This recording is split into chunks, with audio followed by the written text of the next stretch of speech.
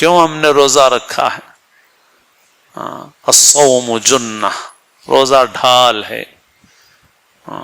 کس چیز سے ڈھال ہے؟ دوزخ کے عذاب سے۔ تو ہمیں دوزخ کے عذاب کا ڈر ہے؟ دنیا کی جیل کا جتنا ڈر ہے، دنیا کی حکومتوں کا جتنا ڈر ہے، ظالموں کے قوانین کا جتنا ڈر ہے، ڈیٹینشن سینٹر کا جتنا ڈر ہے، دوزخ کا ڈر ہے،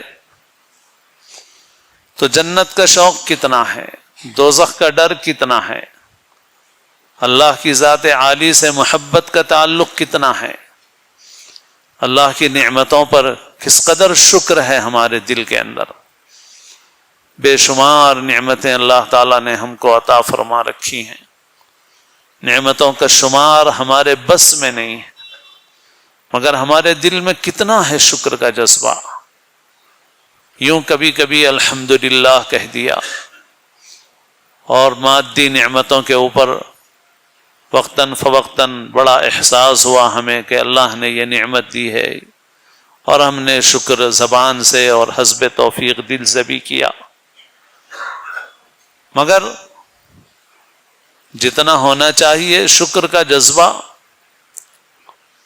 اور اس کے نتیجے میں اللہ تعالیٰ کی محبت، وہ ہے یا نہیں ہے ہمارے اندر؟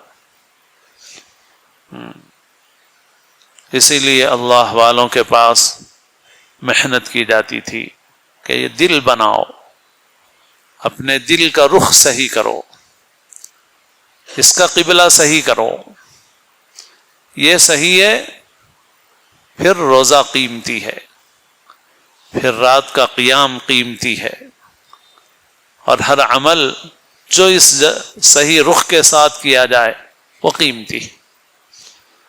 اور اگر دل ایسے ہی خالی ہے، بے نیتی ہے، اندر کیفیت نہیں ہے کچھ بھی، تو پھر اعمال جو ہیں فرض ادا ہو جاتا ہے، ایسا نہیں کہ کوئی قیمت نہیں ہے۔ ایک ہے اجر و ثواب اور درجات حاصل کرنا، اور ایک ہے گناہ سے اور سزا سے بچ جانا۔ تو ایسا بھی نہیں ہے کہ اگر یہ کیفیت نہیں ہے تو اعمال نہ کرو، کیونکہ اگر اعمال نہیں کرو گے، ایک روزہ بھی بغیر عذر کے چھوڑو گے تو پوری زندگی اس کی تلافی نہیں ہو سکتی۔ تو بھائی جیسا بھی ہے، جس کیفیت کے ساتھ بھی ہے، روزہ رکھنا ہے، تراویح پڑھنا ہے، عمل کرنا ہے، کیونکہ اگر یہ سوچ کے کہ بھائی دل کی کیفیت ہے نہیں، یہ چھوڑ دیں، جیسے بعض لوگ گمراہ ہو گئے، ایسے ہی ہمارے علاقے میں بھی بہت سے ایسے لوگ پائے جاتے ہیں جو کہتے ہیں کہ اٹھک بیٹھک کی نماز کی ضرورت نہیں ہے، دل کی نماز ہونا چاہیے۔ گمراہ ہو گئے یہ لوگ۔ نہیں، یہ اٹھک بیٹھک بھی ضروری ہے، تو اگر وہ کیفیت نہیں ہے تب بھی عمل تو لازمی ہے، فرض ہے، کرنا ہے ہم کو، کیونکہ چھوڑیں گے تو پھر سزا ملے گی، گناہ ہوگا، پکڑ ہوگی پھر۔